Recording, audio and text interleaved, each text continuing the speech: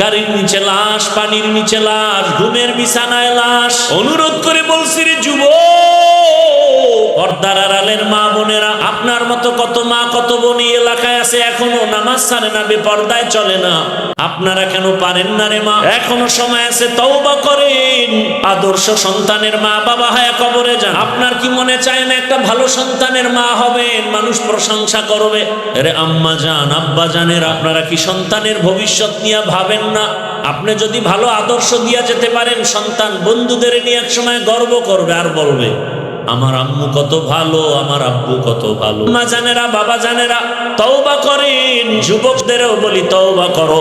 মরিয়া গেলেও যাবা, আর দাড়ি কাটবা না, নামাজ ছাড়বা না, বেপর্দায় চলবা না। মা বাবার দোয়া নিয়া, শিক্ষকের দোয়া নিয়া, উলামায়ে কেরামের দোয়া পরামর্শ নিয়া, নবীর আদর্শ মেনে চলবেন। আল্লাহর মোহাব্বত নিয়া যদি মুনাফিকি না থাকে, তওবা করার নিয়ত হয়, তওবার খাঁটি নিয়তে দুটো হাত আমার আল্লাহকে দেখায় দেই। দুনিয়ার লোভ বড় খারাপ জিনিস। এই লোভে পাপ, পাপে কি হয়? নবীজি বলেন হুব্বুদ দুনিয়া রাসু কুল্লি খাতিআ। দুনিয়ার লোভ ধ্বংসের কারণ। রসুলের সাহাবী হযরত আলী রাদিয়াল্লাহু তাআলা আনহু তিনি বলেন আদ-দুনিয়া জিফাতুন আতুল্লাবুহা কিলাব। দুনিয়া মৃত জন্তুর মতো, এর পেছনে যারা দৌড়ায় এরা কুত্তা।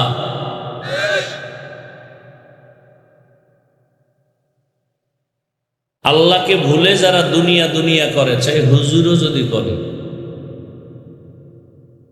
লোভে পড়েছে। এই লোভ তিন প্রকার: হুব্বে যা, হুব্বে মাল, হুব্বে নিসওয়ান। সম্মান বা ক্ষমতার চেয়ারের লোভ।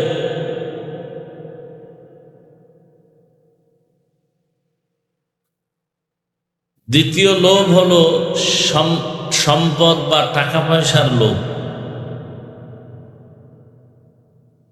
তৃতীয় লোভ হলো যৌবনের লোভ। এই তিন লোভের কোনো একটায় পড়ে গেলেই দুনিয়ার প্রতিটি মানুষ আখেরাত ভুলে যায়, আল্লাহকে ভুলে যায়, ইসলামের বিরুদ্ধে কথা বলে।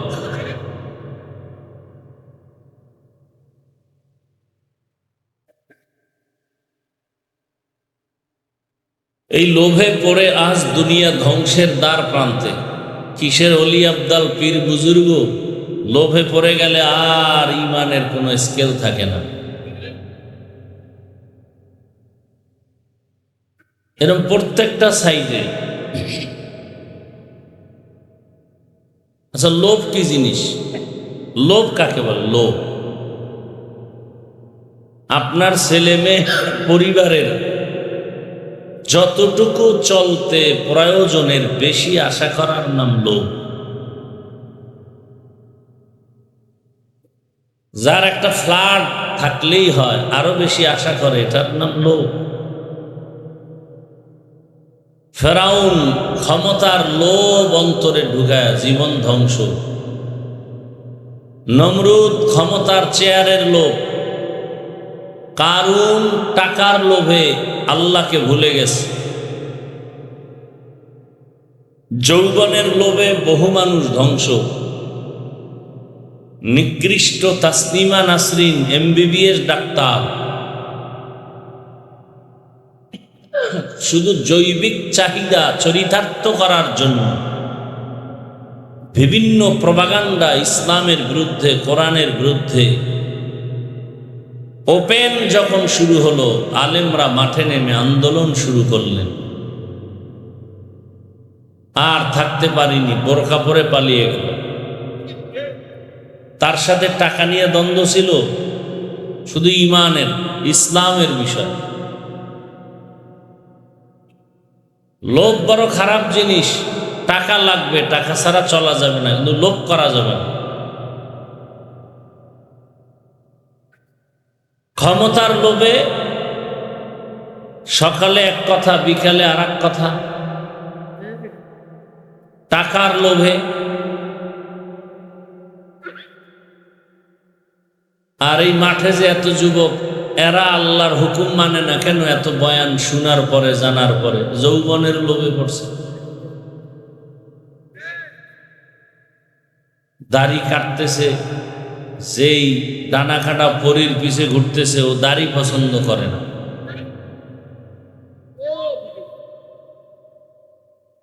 ও চায় যে এই ছেলেটাও আমার মতো দেখতে অন্তত মেয়ে থাকুক, আর মেয়েটা দেখতে অন্তত ছেলের মতো, দাড়ি নেই, অন্তত প্যান্ট শার্ট টাই লাগায় তো হওয়া যায়, তা এটা করি। মানে ইসলাম আছে একটা আওয়াজ, বাস্তবে ইসলামের কিচ্ছু নাই আমাদের মাঝে।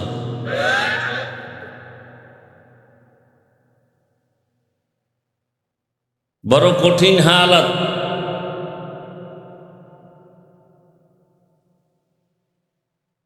জীবনের আপন বানিয়েছে গুনার এক ফ্যাক্টরি মোবাইলকে। এমন কোন সাইট নাই যে সাইট মোবাইল ক্ষতি করে নাই। জীবন, যৌবন, চেহারা, শরীর, অঙ্গ প্রত্যঙ্গ, লেখাপড়া, চরিত্র সব শেষ করে ফেলেছে। আল্লাহ হেদায়াত দান করুন। এত বয়ানের পরেও কি কারণে যে আপনারা নামাজ পড়েন না, দাড়ি রাখেন না, টুপি পরেন না, কি কারণ? হয়তো এক কারণ হতে পারে দাড়ি টুপি নামাজের কারণে চাকরি থাকবে না, টাকা পয়সা পাবে না। মুসলমানের তো এই নিয়ত করবে, যেই চাকরিতে আমার দাড়ি রাখা যায় না, টুপি পরা যায় না, চাকরি করব।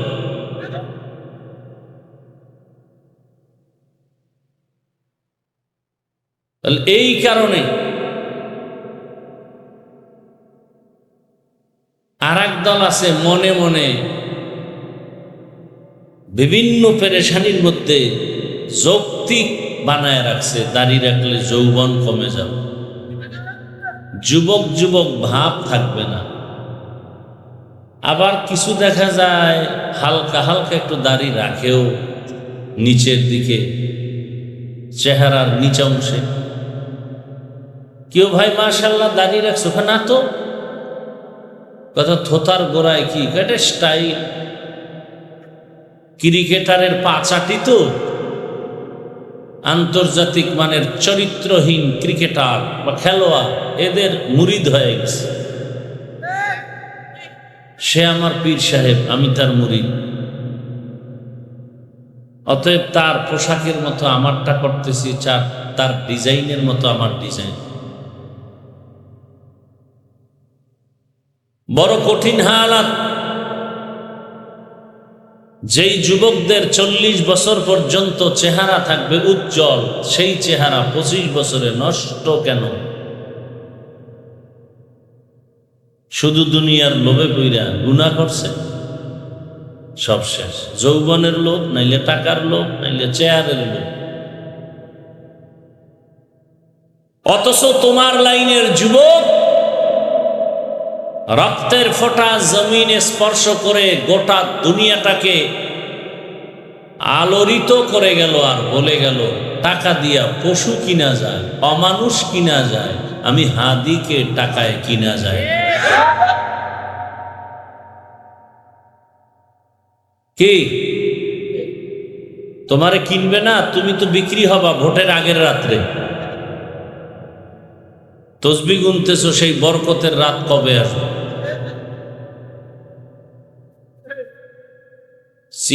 না চিল্লাইয়া একটু নিজের মধ্যে অনুশোচনা, লজ্জা শরম নাই তো, এই জন্য চিল্লাইতেছ আর দাঁত দেখাইতেছ। যে কথাগুলো বলতেছিলাম এগুলো শুনলে তো জ্ঞান থাকলে কান্না করা উচিত, অন্তত মাথা নত করা উচিত। হাসি আসে কিভাবে? আমি তো একটাও হাসির কথা বলিনি।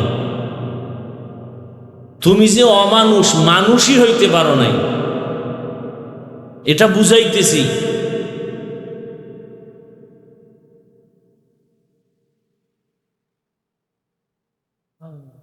ইলিয়াটগঞ্জ বাজারে গিয়া ভালো মানের একটা মুরগি কিনতে গেলে 600-700 থেকে 1000, একটা ভালো মানের ছাগল কিনতে গেলে 20,000, একটা গরু কিনতে 10,000, 1 লাখ। আর ভোটের আগের রাত্রে সোনার বাংলার সন্তান আমার আশরাফুল মখলুকেরা বিক্রি হয় মাত্র 500 টাকা। ছাগলের দামেও না, বুঝা গেল এটা ছাগল থেকে খারাপ, এটা গরু থেকে খারাপ, এটা শূকর থেকে খারাপ, এটা কুত্তার চেয়েও খারাপ। লজ্জা শরম নাই দেখে আবার হাসি এসে জবান। 1500 বছর আগে রসুল বলে গেছেন, লা ঈমান লিমান লা হায়া আলা, যাদের লজ্জা নাই ওদের ঈমান নেই। রক্ত নাপাক হয়ে গেছে হারাম খাইতে খাইতে। ফুটন্ত গোলাপের চেহারাটা আজ বিচ্ছিরি হালাত কেন? তোমার চেহারার দিকে তাকাইলে মায়া আসে না কেন? রঈসুল মুফাসসিরিন আব্দুল্লাহ ইবনে আব্বাস রাদিয়াল্লাহু আনহু 1500 বছর আগে লিখেছেন, মানুষ অন্যায় করতে গিয়া সীমা লঙ্ঘন যদি করে, নগদ শাস্তি 5টা। প্রথম শাস্তি, চেহারার নূর চলে যাবে, আলো থাকবে না, উজ্জ্বলতা থাকবে না, আকর্ষণ থাকবে না, তাকাইলে মায়াও লাগবে না। যত মেডিসিন ক্রিম লাগাবে চেহারা তত নষ্ট হবে। এই কথাগুলো কোনো সন্তানকে মা বাবা বলবে না, ভয় পায় যদি আবার সন্তান মা বাবাকে মারে। আমার দেশ তো এখন এই লাইনে চলে, সন্তান মা বাবাকে মারবে, ছাত্র শিক্ষকরে মারবে। এজন্য সন্তানকে মা বাবা ভয় করে, শিক্ষক ছাত্রকে ভয় করে। ওই কুলাঙ্গার সন্তান আবার মাঝে মাঝে গর্ব করে বন্ধুদের সাথে, জানো আমার আব্বু আম্মু না আমাকে অনেক ভয় করে। লিখে রাখ, ইলিয়াটগঞ্জের যুবকেরা ব্যানার বানায়া বাধাই করে ঘরের দরজায় টানায় রাখ, মা বাপ সন্তানকে ভালোবেসে কপালে দিবে চুমা, সেই সন্তানকে যদি মা ভয় পায়, লিখে রাখ কোন সন্তানকে মা ভয় পায়। সমাজের চূড়ান্ত চরিত্রহীন এবং বেয়াদব ওকেই শুধু মা বাবা ভয় পায়। শিক্ষক ওই ছাত্রকে ভয় পায় যেই ছাত্র পুরা প্রতিষ্ঠানের মধ্যে চূড়ান্ত চরিত্রহীন এবং বেয়াদব। ভদ্র নম্র চরিত্রবান ভালো ছাত্রকে কোনোদিন মা বাপ সন্তান শিক্ষক কোনোদিন ভয় করবে না, ভালোবাসবে। তোমাকে ভয় করে কেন? তুমি বেয়াদব, তুমি চরিত্রহীন, তুমি অমানুষ।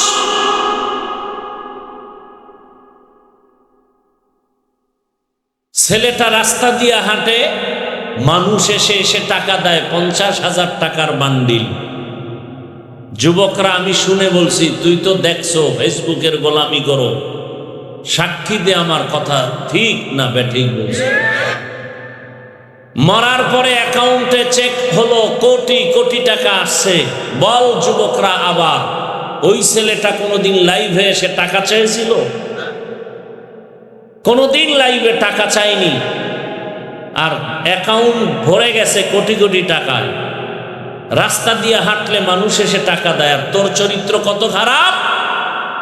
সারা রাত মোবাইলে আকাম করবি, কপাল খারাপ, এমবি নাই। সারা রাতের আকাম করার এমবি কই পাই, টাকা কই পাই, বহু চিন্তা করে ঢুকছো মায়ের মানিব্যাগ চুরি করার জন্য, বাবার টাকা চুরি করার জন্য। তুই কত চরিত্রহীন। তোর মতো সন্তানের উপরে মা বাবার অভিশাপ। কেন যেন মা বাপ মনে মনে বলতে চায়, চাকার তলে এত মানুষ পরে মরে, আমার এই বেয়াদবটা পড়ে না কেন, মরে না কেন? হঠাৎ করে ঠিকই একদিন বাইক চালাবি, ফট করে মরে যাবে, মা থেকে বিদায় নিতে পারবি না। আবার তোমার লাইনে বহু সন্তান রুমাল দিয়ে মনে চায় পা মুছে দেই, এত ভদ্র এত নম্র, পরে স্কুলে নামাজ ছাড়ে না, পরে কলেজে দাড়ি কাটে না। মিথ্যা বলছি? তোমার কপালে কার বরদোয়া লাগছে বলো, তুমি পারো না কেন? রহমতের নবী বলেন, আল্লাহকে বেজার করা যাবে না, দুনিয়ার সবাইকে বেজার করো। কারা আল্লাহকে বেজার করে? সব দুনিয়া লোভী, ক্ষমতার লোভ। ক্ষমতার লোভে পড়ে আপনকে চিনে না, ভালো মন্দ যাচাই করতে আর পারে না। কারণ কে ভালো কে মন্দ যাচাই নাই, আগে আমারে চেয়ার দাও। কে ভালো কে মন্দ জানার দরকার নাই, আগে আমাকে হাদিয়া দাও, টাকা দিয়া পকেট ভারী করে দাও। লোভে পড়ে মানুষ আল্লাহর বিরুদ্ধাচরণ করে,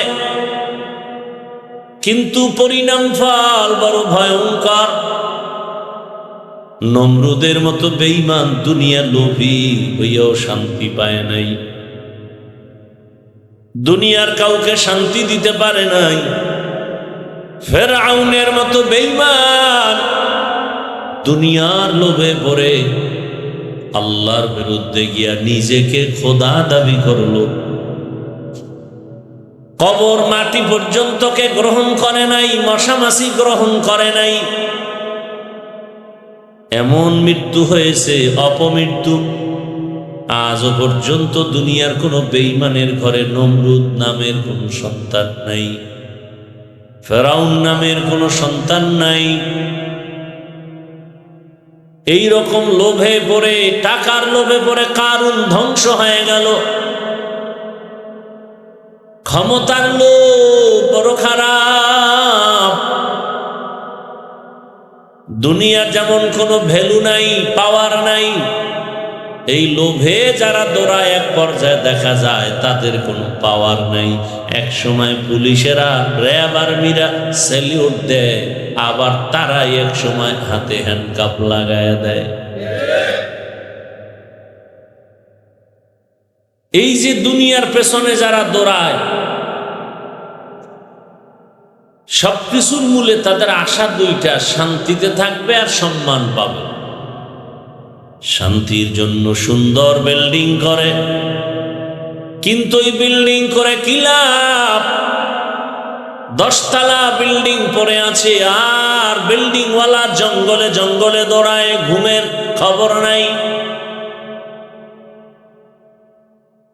কারণ এদের সম্মান টাকায় কেনা। টাকা যেমন মানুষ বলে হাতের ময়লা, ওদের সম্মানও ময়লা। টিস্যুর মতো এক সময় ব্যবহার করে, আবার লাথি মেরে ফেলে দেয়। প্রথমে ফুলের মালা দেয়, আবার এই শয়তানগুলো লোভীদেরকে মানুষ শেষে জুতার মালা দেয়। আর আমার আল্লাহর দেয়া সম্মান, চেয়ারম্যানের চেয়ারের মেয়াদ শেষ, এমপির মেয়াদ শেষ, কোরআনওয়ালা রসুলের আদর্শওয়ালার চেয়ারের কোনো মেয়াদ নাই। কত কুলাঙ্গারেরা, কত দুনিয়া লোভীরা হাতে হাতে তাল বাজাইছে, আর কত বাজে কথা বলছে। আওয়ামী লীগ নাই, অমুকে নাই, আর মুখ দেখাতে পারবে না। অথচ এখনো বহু আওয়ামী লীগের লোক আছে, দিব্যি আরামে আছে, ব্যবসা বাণিজ্য করে, 5 ওয়াক্ত নামাজ পড়ে, মাদ্রাসা মসজিদে টাকা দেয়। শুধু এর একমাত্র কারণ, এ সম্মান আল্লাহ দিছেন আলেমদের ভালোবাসার কারণে।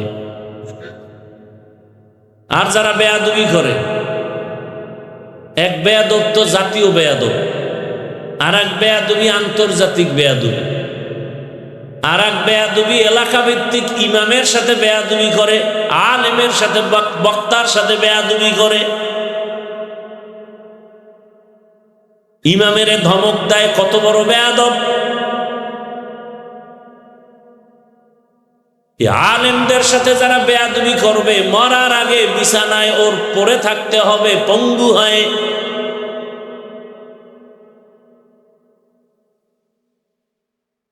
এই দুইটা জিনিস খুঁজতে গিয়া দুনিয়া নবীরা শান্তিও পায় নাই, সম্মান তো নাই। ওই আর রসুল চ্যালেঞ্জ দিয়া গেছেন, কোরআন আর আমার সুন্নতের যদি আঁকড়ায় ধরো, তোমার ঈমানও যাবে না, তোমার সম্মানও যাবে না। ঠিকই এখনো যাদের কাছে আল্লাহর কোরআন তথা কোরআন অনুযায়ী চলে, নবীর আদর্শ মেনে চলে, এদের মতো এখনো সম্মানে কেউ নাই, শান্তিতেও কেউ নাই।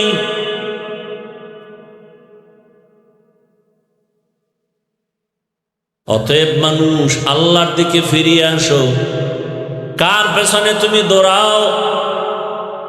এরে আমার কলিজার যুবক, পর্দার আড়ালের মা বোনেরা, যুবক বাবা, বৃদ্ধ বাবাজিরা, কয়দিন আর দুনিয়ার হায়াত, মনটাকে বুঝাও। তোমার মতো যুবক যদি জেনারেল লাইনে থাকিয়া স্কুল কলেজে পড়িয়াও আল্লাহর হুকুম মতো নামাজ পড়ে দাড়ি রাখে, কত র্যাব আর্মি পুলিশ বিডিআর দাড়িওয়ালা নামাজি আছে না নাই? প্রশ্ন তোমার বিবেকের কাছে, তুমি পারো না কেন? তোমার মতো যুবক রাস্তায় গাড়ি চালায়, নামাজ পড়ে, তুমি পারো না কেন? তোমার মতো যুবক ওসি ডিসিএসপি 5 ওয়াক্ত নামাজ পড়ে দাড়িওয়ালা, তুমি পারো না কেন? কে বলবে কথা, কে শুনবে কথা? এখন তো এটাকে ফ্যাশন বানায় দিছে, অথচ দাড়ি কাটা ছাটা সব হারাম। দোনো দলের গুনাহ সমান, নগদ শাস্তি, যৌবন চলে যাবে, নগদ শাস্তি, চোখের পাওয়ার চলে যাবে। গুগলে সার্চ দিয়ে দেখো দাড়ি কাটলে শরীরের অঙ্গ প্রত্যঙ্গের কি ক্ষতি হয়। আমার কথা মানবা না, মানার দরকারও নাই। চিকিৎসা বিজ্ঞানীরা কি বলেছে সেটা তো মানবা, নাইলে তো তুমি মানুষই হতে পারবা না। আর আল্লাহর আইনে, রসুলের আইনে, ফাতোয়ার আইনে, শরীয়তের আইনে দাড়ি যারা কাটে ছাটে, 24 ঘন্টার প্রতিটি সেকেন্ডে সেকেন্ডে সেকেন্ডে অল টাইম কবিরা গুনাহ, কবিরা গুনাহ, কবিরা গুনাহ, কবিরা গুনাহ, অল টাইম।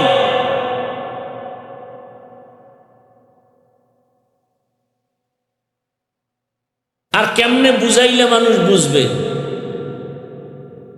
আমি তো একবারও বলি না আমার মতো হুজুর হও, স্কুলে তালা দাও, মাদ্রাসায় যাও, বলি নাই। বরং আমি বলি, তোমার মতো যুবক যদি জেনারেল লাইনে থেকে রসুলের আদর্শ মেনে টুপিওয়ালা নামাজি হয়, দাড়িওয়ালা হয়, তোমার সমস্যাটা কোথায়? অবশ্যই তোমার কপালে কারো বরদোয়া লাগছে। উপায় কি? বলে এখন তওবা করো, আল্লাহর কাছে রহমতের আশা করে গুনাহ ছেড়ে দাও। লাভ কি বলো তো? একজনে দাঁড়ায় বলো, দাড়ি কাটলে এই লাভ, বল, আমিও কেটে ফেলবো। সবাইরে সাক্ষী রেখে বলছি, টুপি মাথায় না দিলে যদি কোনো লাভ থাকে বলো, আমিও করব। কিন্তু না, টুপি ছাড়া যারা, এদের কোনো লাভে আছে তো দেখি না। দাড়ি ছাড়া যারা, এরা যে অনেক সম্মানে আছে তাও তো দেখি না। ডক্টর ইউনূস সাহেব সম্মানে আছে কি দাড়ি না রাখার কারণে? কি না অন্য যোগ্যতার কারণে? কথা কেন? তা তুমি দাড়ি কাটো কেন? লাভ কি বলো, আমি কাটবো। সবাই সাক্ষী রেখে বলছে, কি যৌবন বাড়ে দাড়ি কাটলে? কথা বলেন, চেহারায় নূর আসে, তে আকাম কেন? এই অবস্থায় রসুলের সামনে দাঁড়াবা? এত সাহস!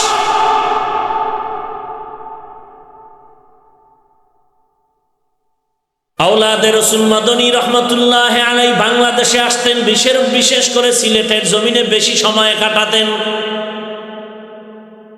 হাজারো মানুষ মোলাকাতের জন্য আসতেন।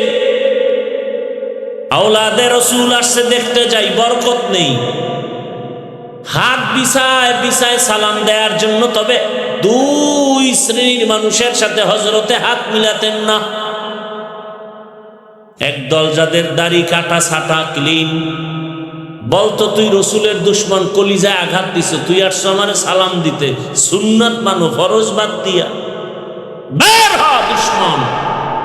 রসুলের সামনে কিভাবে দাঁড়াবে দাড়ি ছাড়া? রসুল তো শাফাআত করবেন না।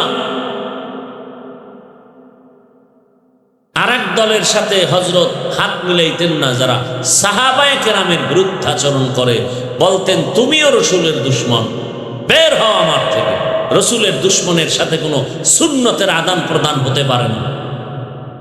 তুকু যাও সুন্নতে আহমদ কুজা, তুকু যাও সুন্নতে আহমদ কুজা, পা মুহাম্মদ কৈবুয়ত নিসবতরা, মান আহাব্বা সুন্নতি কৌলে রসুল, মজদায়ে কা নামাই হাম কুন কবুল। রসুলের সুন্নত আছে তো দাম আছে।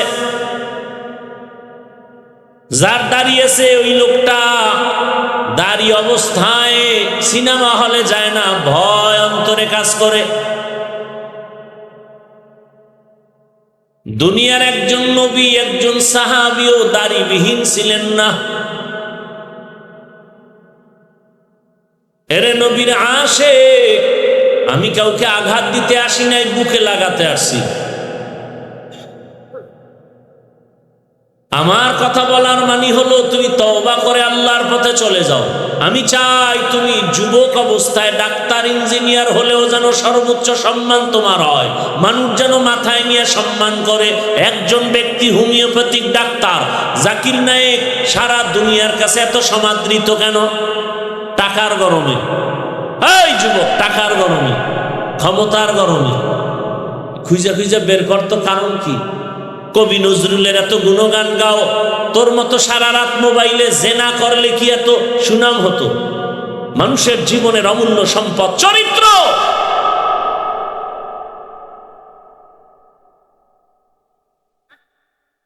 ডাক্তার জাকির নায়েকের এত সুনাম একমাত্র কারণ তিনি নৈতিক আদর্শ নিয়ে চলেন, আর সুন্দর চরিত্র, ব্যবহার এত সুন্দর, তার বাহির যেমন অন্তর তেমন।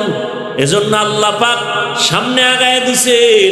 কিন্তু তুমি যদি, কিছু মানুষ এমন যদি হও, তোমার মুখে মিষ্টি অন্তরে খারাপ, তা তুমি উঠতে চাইলে উঠা হবে না, মাওলায় যদি না উঠায়। আর যার অন্তর খারাপ, আরে আমার আল্লাহ উঠাবেন না। দোনোটা ভালো হতে হবে। আমাদের মুখ ভালো, অন্তর বড় খারাপ। এই জন্য সামনে এসে সালাম দেয়, পিছে চায়ের দোকানে গিয়েই ইমামের বিরোধিতা করে। অন্তর নষ্ট হয়ে গেছে। আলেম ওলামারা মাঠে ময়দানে ওয়াজ মাহফিল যদি না করতেন, আমার সোনার দেশটা মনে হয় যেন জাহান্নাম হয়ে যেত। অথচ আলেম ওলামাদেরকে দেখতে পারে না একদল বেয়াদব আছে। আলেমদের বিরুদ্ধে দুই কথা বলতে পারলে, ফেসবুকে লিখতে পারলে ওর ভাল লাগে। অভিশপ্ত সন্তান। অনুরোধ করে বলছি রে যুবক,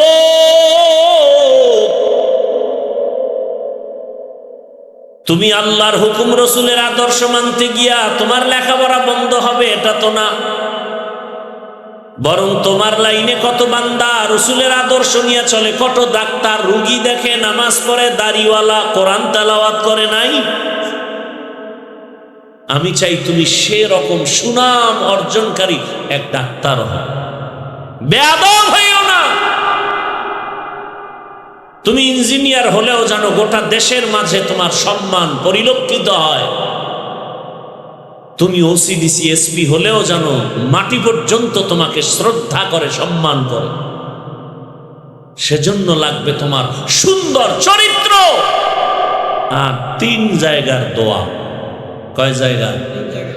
লিখে রাখো ভালো করে, ঘরের দরজায় টানায় রাখিও, মোবাইলে না।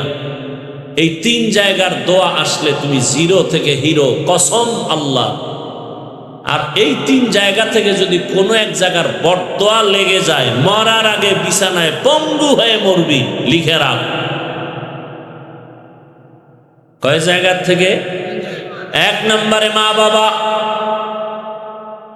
মা বাবা দোয়া করলে তুমি হিরো। মা বাবা যদি তোমার আচরণে কষ্ট পেয়ে, নিঃশ্বাস ফেলে, তোমার জিন্দেগি বরবাদ। দ্বিতীয় জায়গা তোমার শিক্ষক। আমি হাফিজুর রহমানের জন্য মা বাবা কলিজা ভরে দোয়া করেছেন, আল্লাহ সম্মানের জায়গায় বসাইছেন, কিন্তু আমার আব্বা আম্মা আমাকে বয়ান শিক্ষা দেন নাই। বয়ান শিখাইছেন আমাকে আমার শিক্ষকেরা ধরে ধরে। তাহলে শিক্ষকের অবদান কত? এই শিক্ষকের সাথে খারাপ আচরণ করো, আর যদি নিঃশ্বাস দেয়, তোর লেখাপড়ার জিন্দেগি চিরতরে নষ্ট হয়ে যাবে। 3 নাম্বার জায়গা উলামায়ে কেরাম। এই উলামায়ে কেরাম এই জাতির জন্য নিজের ছেলে মেয়ে স্ত্রীর দিকে তাকায় না, নিজের ইমামতি থাক না থাক পেরেশানি করে না। খানা পাইলাম না পাইলাম টেনশন নাই। কত হুজুরেরা মসজিদে আছে, গ্রামের বাড়ি বাড়ি থেকে খানা আসে, আসরের সময় দুপুরের খানা, কোনদিন রাগ করে নাই, মসজিদের বয়ানেও বলে নাই, ধৈর্য ধারণ করে আবার দোয়া করে। সবাই ইমাম সাহেব সালাম দেয়, বাট এই সুদখোর ঘুষখোরেরা ইমামরা ইচ্ছা করে আগে সালাম দেয় না, কারণ মনে করে আরে ইমাম তো 3rd ক্লাসের মানুষ, আমরা তো বড় দামি মানুষ। আরে সুদখোর, তোর 24 ঘন্টা আমল নামায় জিনার গুনাহ, তাও কেমন জিনা? গর্ভধারিণী মায়ের সাথে জিনার গুনাহ। যুবক বাবারা, বৃদ্ধ বাবাজিরা, বলো তো, আপনারা বলেন তো, পৃথিবীতে মসজিদ থেকে দামি আর জায়গা কোথায় আছে? আছে? কেমন দামি মসজিদ? যেখানে বিড়িখোরেরা ঢুকলে বিড়ি ফেলে দেয়, কথা ঠিক? সেই জায়গার দায়িত্ব সুদখোর নেয় কেমনে বলো তো? যার 24 ঘন্টা আমল নামায় শুধু গর্ভধারিণী মায়ের সাথে জেনার গুনাহ লেখা হয়, সেই পবিত্র জায়গার দায়িত্ব কিভাবে নেয়? এই এলাকার জনগণ দিছে। কেন? ওই যে ভোটের আগে ওর পায়খানা খাইছে, কথা হয় না? যেই স্বামী শ্বশুর বাড়ির যৌতুক খায়, ও তো আজীবন বউয়ের পা চাটে গোলাম হয়ে থাকে, কথা বলতে পারে না।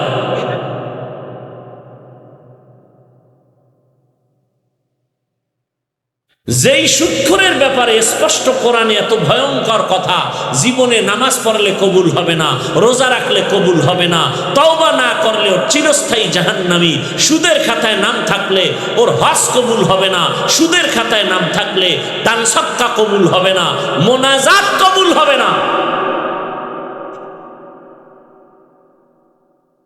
এ কথাগুলো বলার মানুষ নাই, শোনার মানুষ নাই, বিরোধিতা করার মানুষের অভাব নাই। আগামী জুমায় যদি কেউ বয়ান শুরু করে এই বিষয়ে, যেটা আমি বললাম যে হাফিজ ভাইয়ের মতো আমি একটু দেখি, মসজিদে জুমায় যদি টাটকা বয়ান শুরু করে, কি হালাত হবে জানেন? হ্যাঁ, চারদিক থেকে দেখবে গাইবি আওয়াজ। কি আওয়াজ? বলে 1 মাসের ছুটি। কেন কেন? শিয়ালের হাতে মুরগি আমানত। কার হাতে? শিয়ালের হাতে মুরগি দিলে যা হয়, মাদ্রাসা মসজিদের চাবি, ধর্মের চাবি, সুদখোর ঘুষখোর বেনামাজি রসুলের দুশ্মনের হাতে দিলে তাই হবে। দিছে কারা? জিব্রাইল নাই, আপনারা হারামখোরেরা। চেয়ারম্যানের গালি দেয়, মেম্বারের গালি দেয়। গালি দেন কেন? কয় সুদ খায়, ঘুষ খায়। আরে আমনে না বিসমিল্লাহ কইয়া খাইয়া এরে শিখাইছেন, ভোটের আগের রাত্রে যে তোর বউ বেশ্যা, এরপর আমগো খাওয়া। কথা আমার উপায় কি? কয় তুই আবার চেয়ারে বইয়া আমগোটি খাবি। তাহলে নেতায় আগে খাইছে না জনগণ আগে খাইছে? এই জনগণ হারামি হলে নেতাও হারামি হোক, জনগণ নামাজি হলে নেতাও নামাজি হোক। সহজ কথা, আমালুকুম উম্মালুকুম।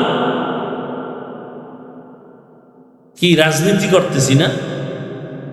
হ্যাঁ, না মানি? কোরআনে থাকলে করবো না? আজীব কথা। রাষ্ট্রনীতি কোরআনে নাই, তো যারা নাই কয় তারা কি বুঝায় যে কোরআন শরীফ একদিক থেকে দুর্বলতা আছে? হ্যাঁ না, আমি তো দুর্বল কোরআন মানি না। যেই কোরআনে অর্থনীতি দিতে পারে, সমাজনীতি আছে, পরিবার নীতি আছে, রাষ্ট্রনীতি থাকবে না, এই কোরআন তো হতে পারে কি ভাই? ইউসুফ নবী মিশরের অর্থ মন্ত্রণালয়ের দায়িত্ব পালন করেন নাই? কোরআনে ঘটনা নাই? সুলাইমান পয়গম্বর গোটা দুনিয়া পরিচালনা করেন নাই? কেন বলেন রাষ্ট্রনীতি নাই? কি বুঝাতে চান? হ্যাঁ, আপনি যে ধান্দাবাজি চান্দাবাজি করেন এগুলো ইসলামে কোরআনে নাই। আমার সব বয়ানের মূল থিম ইসলাম। আমার ইসলাম ঠিক, সব ঠিক। আমি মুসলমান, আমি আল্লাহকে ভালোবাসি, আমি রসুলকে ভালোবাসি, আমি কোরআনকে ভালোবাসি, আমি সুন্নাহকে ভালোবাসি, আমি হাদিসকে ভালোবাসি। আমার জীবনের মূল ইসলাম। আমার বয়ানও ওই লাইনেই চলবে, ভিন্ন কোনো লাইনে বয়ান চলবে না। যতটা কথা বলছি কোরআন হাদিসের বাইরে বলছি কিনা বলেন, আমি এখন কানে ধরে তওবা করব। তো বাধা দিবেন কেন?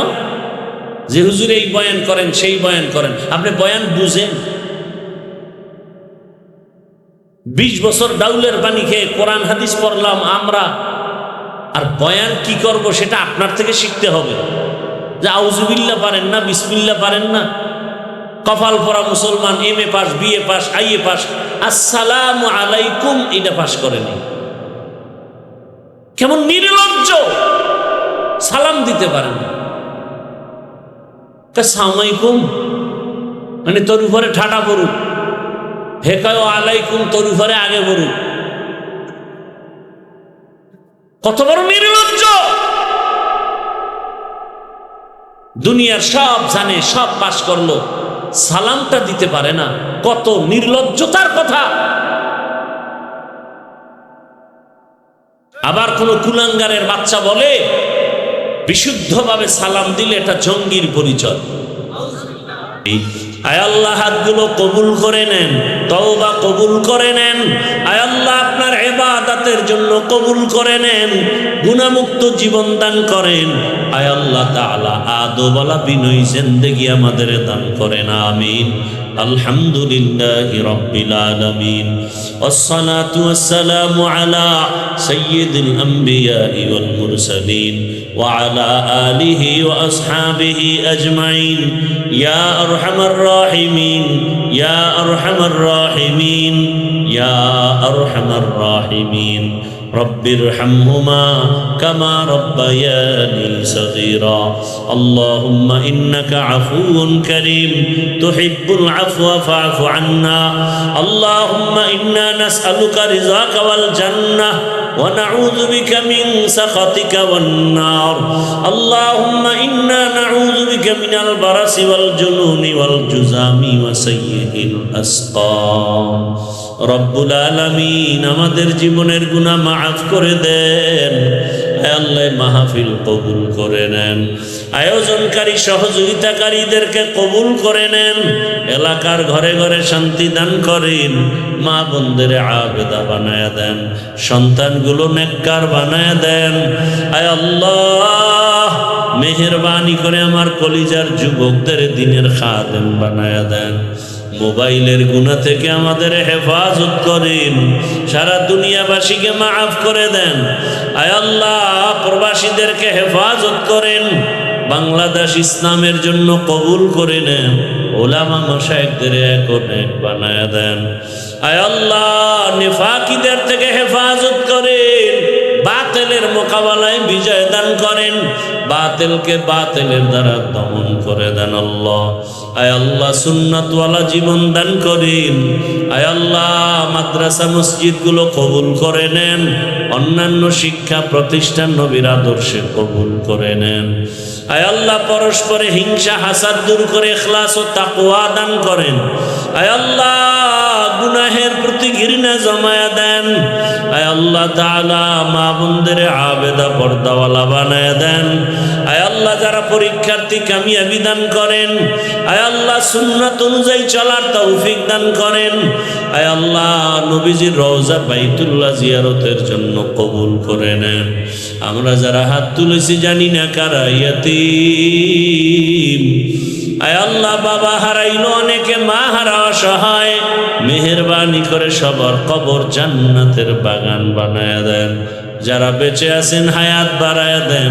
জাহিরি বাতিনি দুশ্মনের মোকাবেলায় বিজয় দান করেন। চলার পথে ইজ্জতের সাথে হেফাজত করেন। আদবওয়ালা বিনয়ী জিন্দেগি দান করেন।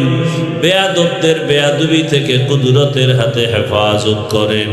হাসবুনাল্লাহু ওয়া নি'মাল ওয়াকিল, নি'মাল মাওলা ওয়া নি'মান নাসির। ওয়া সাল্লাল্লাহু তাআলা আলা খাইরি খালকিহি মুহাম্মাদ ওয়া আলিহি ওয়া আসহাবিহি আজমাইন বিরহমাতিকা ইয়া আরহামার রাহিমিন।